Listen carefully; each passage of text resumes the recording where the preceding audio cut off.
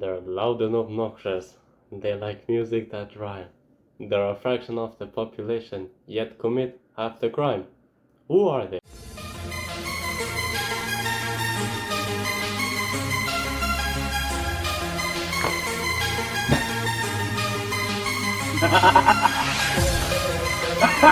Breaking news. The sky is blue when the water is wet, and immigrants commit disproportionately high amounts of crime. I mean, we've all seen it in the statistics, on the news, always something that happens, and we all know who to blame for that.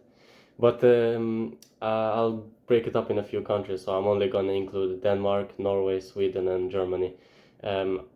This same stuff that I talk about here can go for France, England, Scotland, just the UK in general, Spain, Portugal, and Italy, Greece, but I'll get into those later. So I'm gonna start with Norway, for example. In Norway, the crime rate for immigrants is 55%, yet they only make up 15% of the population. How is that possible? I'll continue by saying that a lot of these, only the immigrants that are first generation gets counted, so a lot of the crime that Norwegians do are mostly just second generation immigrants, and then they get lumped in with the Norwegians. So if you had to conclude the first and second generation, it'd probably be 70%, 65% being nice, but it's usually 55% for like immigrants. And we all know that immigration rises through the crime by immigrants rises through each generation. So the first generation does it the least, that's the most usual. The second generation does it most, and the third generation does it even more. Next country is Sweden. Now, Sweden is pretty rough. I mean, everyone knows that. So I'll just jump right into it. So murder, manslaughter, and attempted murder. 73% of all of those are done by immigrants, and only 33% of the entire Swedish populations are immigrants. So yeah, it's pretty rough, but it doesn't stop there. Regarding all the bombings, so in 2023 there were 137 bombings. 137.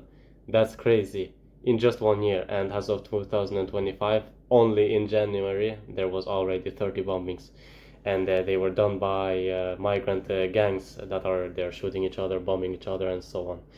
And they also, the youngest person that's been caught doing that was 11 years old. So these gangs, they don't just do it themselves, but they also recruit children.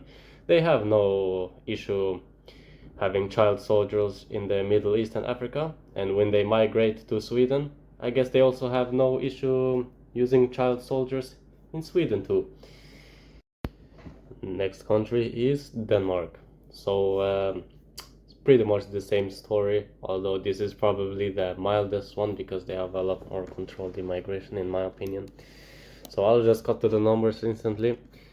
So in Denmark in 2021, all of the crime, 71% of the crime were done by Danish people, and 29% of the crime was done by immigrants. Now you might be thinking, oh look, it's a lot more Danish people that do crime. But that's not true, because 86% of the population in Denmark is Danish. So they're actually doing less crime than they proportionately should. If they are 86% of the population, they should do 86% of the crime, but they only do 71% of the crime. However, 14% of the Danish population are immigrants, yet they do 29% of all the crime, which means that immigrants in Denmark do 2.5 times more crime per capita than Danish people. And side mention, they immigrants, the non-Western immigrants in Denmark are actually a financial burden on the economy. They contribute a net negative, and proof is on the screen right now. And the next and last country is Germany.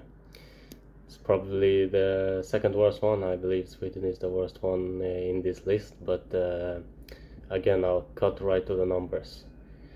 In Germany, the suspect rate for rapes and sexual assaults among Afghans is 15 times higher than that of Germans.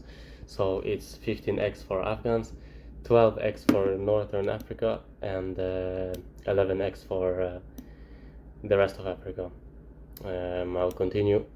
In Germany, the suspect rate for sexual harassment among Afghans is more than 17 times higher than that of Germans, and then Northern Africa is 16 times higher than Germans, and the rest of Africa is 14 times higher than Germans. And only in EU 15 is twice as more, and the lowest here is Indonesia with 0.4x offenses.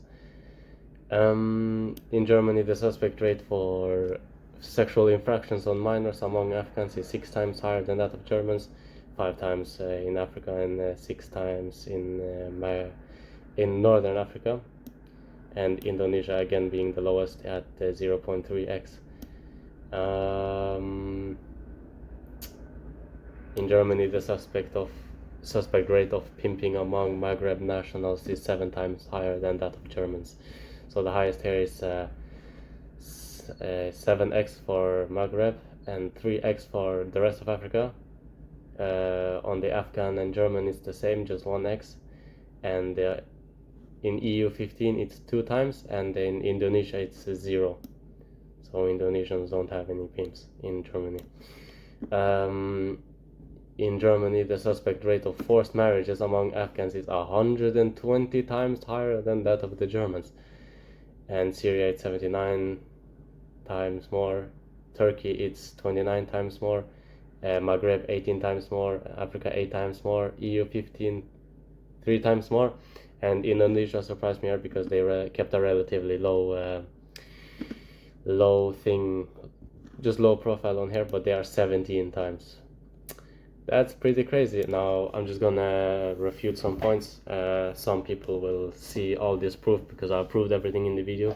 They will see it and they will say, yeah, but socioeconomics, this, that. Tell me how, say if you struggle to pay rent is due this month, you can't pay it. How does that make you think, how do I solve this issue? I know, I have to molest some minors down the street. That will help it. Oh, really? And then you might say, okay, except for that, only like robberies and stuff like that, stealing. Well, that's not true either, because immigrants in these countries don't need to steal and they don't need to rob because they have social services. If they can't pay their rent, the social services will cover it. They cover the rent, the plumbing, electricity, and so on, and they also give a weekly allowance, and they give extra money for every kid they have. So they don't need to do anything. They just need to promise to get a job, but they'll just go on the interview, say, yeah, I'll get a job, and then they sabotage themselves to keep remaining unemployed but still getting benefits from the government. That's how it works. So they have everything paid for, yet they still decide to do these crimes. How does that work? Blaming socioeconomics doesn't work. It's a cultural issue. Second of all, natives, they have to pay for everything themselves. So why aren't their crime rates through the roof, skyrocketing? That's, I mean, go chew on that, I guess.